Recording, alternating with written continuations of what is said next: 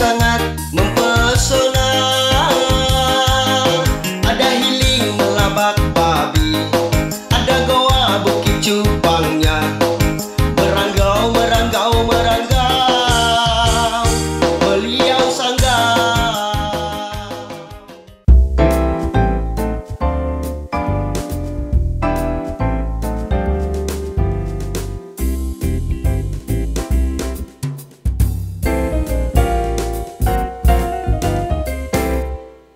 Oke, kembali lagi para viewers di channel YouTube Seminari Tinggi SPD Surwacana dalam konten Permisi Percakapan Misi. Oke, di samping kanan saya ini ada seorang frater top yang baru saja pulang top di Kalimantan, tepatnya di pedalaman, dan katanya medan-medannya di Kalimantan ini cukup berat dan cukup menguras tenaga, menguras energi. Nah, saya persilakan untuk frater memperkenalkan diri, dari mana dan nama panjangnya siapa gitu. Nama saya Frater Flori. Iya. Saya dari Flores. Oke. Dan kemarin ditempatkan di Paroki Santo Fransiskus Saverius Meliau. Wah, jauh Meliau. Jadi Paroki Meliau ini salah satu paroki yang berada di bawah naungan Keuskupan Sanggau. Betul, betul. Ketika Frater kan tadi udah menjelaskan di mana topnya, asalnya juga dari mana, namanya juga kita udah tahu kan para viewers. Nah, sekarang kita akan mengulas lebih dalam lagi. Apa sih situasi seperti apa yang Frater alami di tempat top? Medannya seperti apa? Apa bisa menggambarkan medan dari Paroki Meliau ini seperti apa ke para viewers biar semakin detail. Oke, medan misi di Paroki Santo Fransiskus Meliau. Pertama-tama dulu kesan saya waktu saya awal pertama masuk itu. Jadi saya berangkat dari sini bersama dengan Frater Ino dan juga teman-teman yang lain. Tanggal 22 Agustus 2021. Jadi tanggal 22 itu tiba di Pontianak sekitar jam 12 lah. Sekitar jam 12 lewat itu. Lalu sampai di bandara di Pontianak, lalu dijemput oleh frater kita, Pater Pio dan juga Bruder Yonas. Dijemput saya dengan Frater Ino yang ke Paroki Teraju, Toba. Sehingga tanggal 24 itu sekitar jam 9 malam saya dijemput oleh Bang Sihau, salah satu umat kita di Paroki Meliau, dan juga oleh Frater John, Frater Top, malam hari. Sehingga kemungkinan jam 10 lewat kami berangkat dari Pontianak ke Meliau, dan perjalanannya kurang lebih 4 jam lah. Wah, jauh juga Pontianak Meliau. Dari Pontianak menuju ke Meliau. Dan waktu itu jalan malam hari, lalu dalam keadaan hujan kan. Hujan. Sehingga waktu itu sekitar jam 11 jam 12 kita jalan itu pas masih aspal, waktu itu kita masih menikmati. Masih lancar ya, jalannya masih lancar. Belum lancar, masuk ke tanah ya. Di Jawa sih. Masih lancar. Terus kira-kira sekitar jam 1 jam 2 waktu itu mau sampai ke Meliaunya itu mulai hujan, lalu jalan becek kan. Nah, tapi karena saya waktu itu dalam keadaan itu dia capek, lelah baru sehingga saya meskipun di jalan tanah belum sadar ya. Belum sadar lagi. Masih setengah sadar. Akhirnya sampai di paroki waktu itu, di pastoran kita di Meliau, sekitar jam 2 dan warga pastoran sudah pada istirahat semua. Lalu saya istirahat, lalu besok paginya saya tidak bisa mengikuti misa pagi karena masih lelah. Lalu kesan saya pertama waktu itu di Meliau, karena dalam pikiran saya itu Meliau itu seperti yang Frater Gio bilang tadi, di pedalaman. Ya. Sehingga saya masih penasaran, cemas, masih khawatir. Seperti apa nanti paroki saya ini. Lalu ketika saya bangun pagi-pagi itu, saya keluar dari kamar, keluar dari pastoran itu, saya langsung wow, luar biasa paroki ini, karena dia sangat strategis dan ramai paroki ini, pastoran ini, paroki ini. Karena persis di depannya itu ada jalan umum dan jalan aspal. Lalu Ya, ini kan paroki kita ini, paroki Mulia ini ada di kota kecamatannya. Oh. Ya, sehingga terkesannya ramai. Ya, sehingga waktu saya pertama lihat itu luar biasa. Lega ya berarti. Luar biasa. Perasaan khawatir sudah hilang karena melihat keadaan paroki yang cukup ramai. Tapi itu belum pergi ke stasi. Belum pergi ke stasi, belum jalan-jalan lagi ke pedalaman. Lalu waktu itu hari Minggunya perkenalan waktu itu yang memimpin misa itu Romo Sandro. Lalu saya setelah perkenalan baru diajak untuk bersama dengan Pater Sandro pergi ke stasi. Kesan pertama kali pergi ke stasi itu stasi Pampang 2 waktu itu. Itu jauh dari paroki. Jadi menyeberang sungai. Dekat paroki kita itu kan sungai.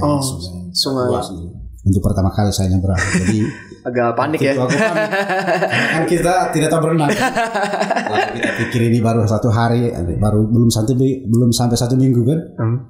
Tiba-tiba kalau nanti tenggelam di air. Aduh. Masih panik loh. Masih panik pertama-tama masih panik. Hari Jumat kami pergi karena Sabtunya bisa memberkatan. Sampai di sana mengikuti acara, lalu malamnya perkenalan. Pater Sandro memperkenalkan kami. Lalu malam itu untuk pertama kali saya ikut nyuling. Nyuling ini apa ini nyuling ini? Jadi ini tuak ini yang taruh di dalam tempayan. Jadi kita yang baru, apalagi kita yang baru sebagai penyambutan untuk tamu-tamu yang baru yang datang, kita wajib untuk nyuling. Dan waktu itu Pater Sandro juga, Pater John juga, lalu saya dengan Pater Nando juga, kami juga wajib nyuling. Itu pertama kali saya Kalimantan minum tuak itu. Mereka di sana sebutnya susu Kalimantan gitu. Susu Kalimantan. Manis tapi kalau dia mabuk itu menyakitkan. Wah, bisa sampai 3 hari mabuknya. Manis di luar ya, di dalamnya mulai ini ya. Iya. Memusingkan ya. Ya, sempat waktu itu karena 2 kali nyuling kan. 2 kali nyuling, pertama itu malam. Besoknya hari Sabtu setelah misa nyuling lagi. Nyuling lagi karena waktu itu Pater Sandro ya mengatakan ya saya pencernaan saya terganggu kan lambung, lalu ya, diwakilkan jadinya. Sehingga mau tidak mau kami juga harus nyuling. Harus. Itu sudah mulai kepala penuh. Sudah mulai naik ya. Jadi Frater nih dengan sambutan umat yang cukup meriah, cukup terbuka dengan kehadiran Frater, sehingga membuat Frater semakin bersemangat ya untuk, kan Frater tadi menjelaskan tadi pertama kali ke stasi ya. Awalnya juga nyebrang sungai panik. Nah itu, tapi itulah tantangan dari setiap para calon misionaris bermisi, karena nanti pada saat menjadi misionaris pasti kita akan menghadapi tantangan yang tidak pernah terduga kan. Betul. Seperti menyeberang sungai yang dalam sekali, atau terkena rubuhan pohon mungkin di hutan. Nah, kita nggak pernah menduganya. Tapi Frater nih saya lihat tetap semangat ya, tetap semangat walaupun sudah nyulingin, nyuling berapa kali sampai buat pusing, tapi ya tetap semangat untuk pelayanan. Nah, lewat pengalaman yang pertama kali mengunjungi stasi itu, ada nggak pengalaman yang cukup membuat Frater tuh, wah ini emang saya emang harus tetap semangat melayani, karena umat-umat itu sangat membutuhkan sosok imam, sosok Frater, supaya mereka tetap dekat dengan Kristus gitu.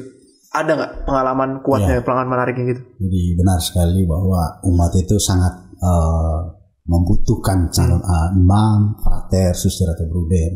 Dan mereka sangat mengharapkan ada panggilan gitu.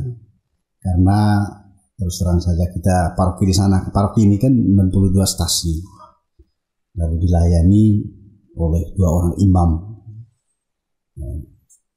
Jadi dalam 1 tahun itu kemungkinan besar memang ada stasi yang memang jarang atau bahkan sama sekali nggak dapat kunjungan ya, karena stasi yang begitu besar dengan medan yang begitu luas, dengan keadaan geografis yang begitu menantang juga, sehingga kehadiran kita sebagai seorang frater ataupun bruder suster itu mereka umat sangat senang. Dan itu yang pertama yang membuat saya bahagia, sukacita, karena penerimaan umat Jadi ketika kita pergi ke stasi, karena kita setiap minggu itu pergi ke stasi, pergi tunda itu, jadi setiap hari Sabtu sekitar jam 2 kita sudah turun. Jadi umat itu ada yang menjemput, ada yang siap menjemput kita, karena pertama kan kita tidak tahu jalannya. Lalu sampai di sana umat dengan penuh sukacita menerima kita dengan kesederhanaan, dengan apa yang ada orang mereka. Dan mereka sangat menerima kita. Lalu pada malam harinya kita berkumpul di rumah ketua umat, ketua stasi. Lalu semua pengurus datang, umat-umat yang lain juga datang untuk menemani kita sampai kita istirahat, baru mereka pulang. Dan itu luar biasa karena penerimaan umat terhadap kehadiran kita itu sangat luar biasa. Itu saya alami sampai saya menyelesaikan masa pastoral saya. Dan itu yang membuat saya betah karena saya merasa bahwa saya diterima oleh umat.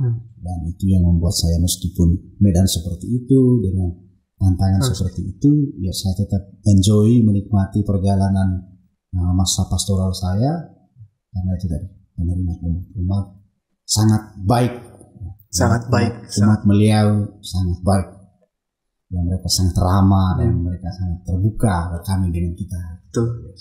Jadi kita kalau ingin berbuat baik, kalau kita datang dengan niat yang baik, pasti orang juga akan menerima kita dengan terbuka, dengan tangan terbuka dan juga dengan ramah.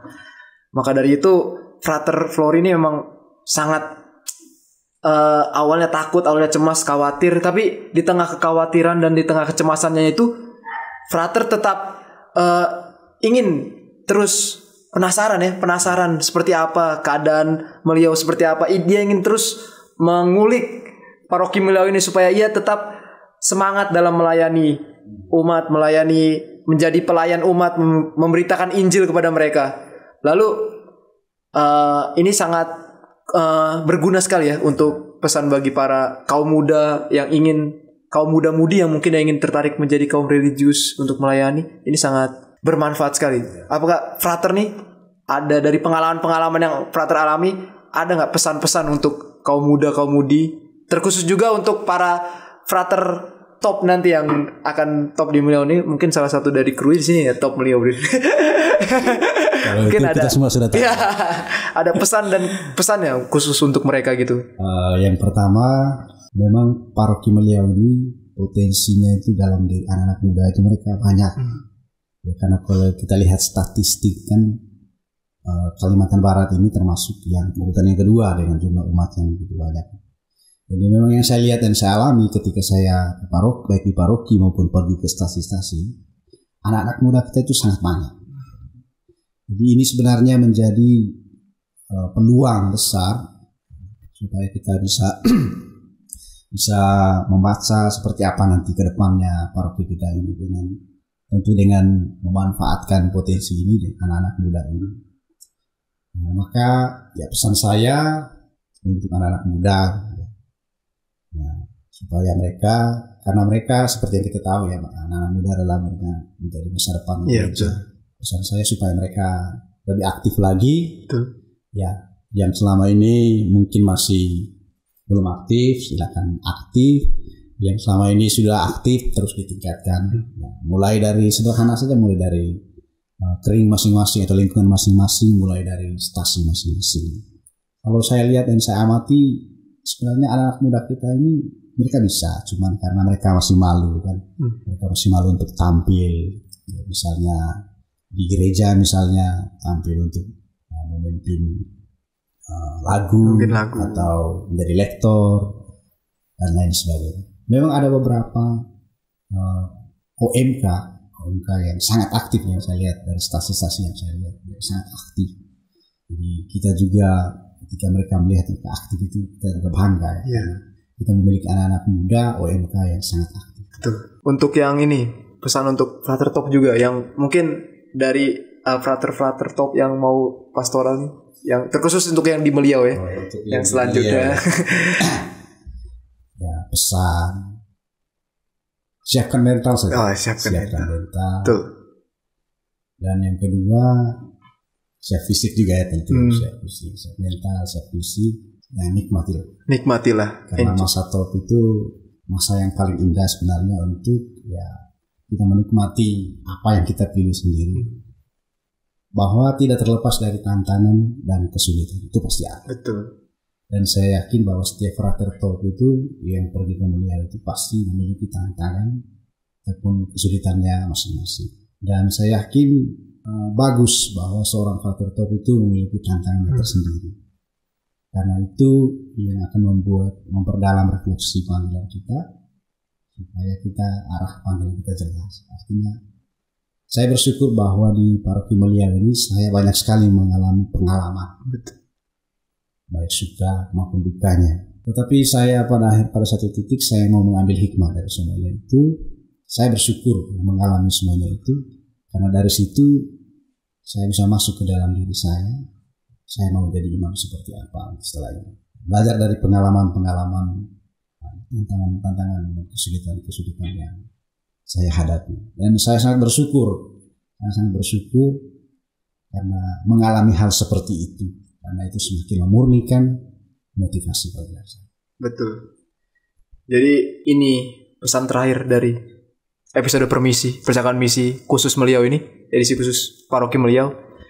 Jadi pertama, bagi kita semua orang muda, marilah kita aktif kembali, kita temukanlah minat kita untuk melayani, temukan, karena gereja itu membutuhkan kita. Gereja itu punya masa depan di tangan kita. Marilah kita menjadi orang muda dan orang mudi yang baik yang bisa membangun gereja. Dan yang kedua, dari setiap pengalaman-pengalaman yang kita alami, yang terkadang membuat kita sulit, terkadang membuat kita risau, terkadang membuat kita cemas, marilah kita menikmati pengalaman-pengalaman tersebut, menikmati segala halnya, sehingga kita menemukan jati diri kita. Kita membentuk diri kita seperti apa nanti. Seperti yang dikatakan Frater Flori, dari pengalaman-pengalaman pastoralnya yang dengan medan-medan yang cukup berat, menyeberangi sungai, melewati hutan. Nah, dari situ gitulah diri kita tuh dibentuk.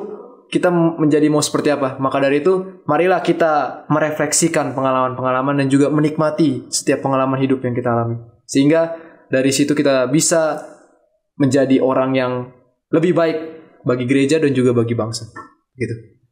Terima kasih Frater Flori atas sharingnya, sungguh mengesankan dan juga meneguhkan panggilan. Boleh tambah kan? Oh, boleh.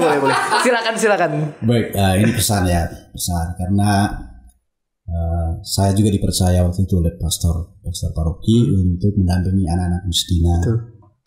Jadi memang yang saya lihat di paroki ini, jadi anak-anak miskin itu memang kelihatannya mereka sangat hidup, mereka sangat aktif dan banyak mereka. Kemarin itu kita sempat membentuk miskinar di 2 stasi yang dekat dengan paroki kita, sehingga mereka sekarang ditambah dengan yang di paroki, sehingga mereka sangat banyak sekarang. Karena itu pesan saya untuk mereka, ya semoga mereka tetap semangat, terus semangat dan semangat terus. Itu salam dari Bapak Pemdiri Misdinar Stasi. Tetap semangat terus. Oke. Ya, terima kasih Frater Flori atas pengalaman-pengalaman yang Frater bagikan kepada kami. Masih banyak pengalaman yang mungkin tidak bisa di-sharingkan di video kali ini, tapi kami juga sudah mengetahui sedikit medan gimana di Meliau, seperti apa keadaan geografisnya, umatnya seperti apa. Tapi itulah akan membuat kita belajar sebagai adik-adik kelas, juga sebagai orang-orang muda untuk tetap aktif dalam melayani.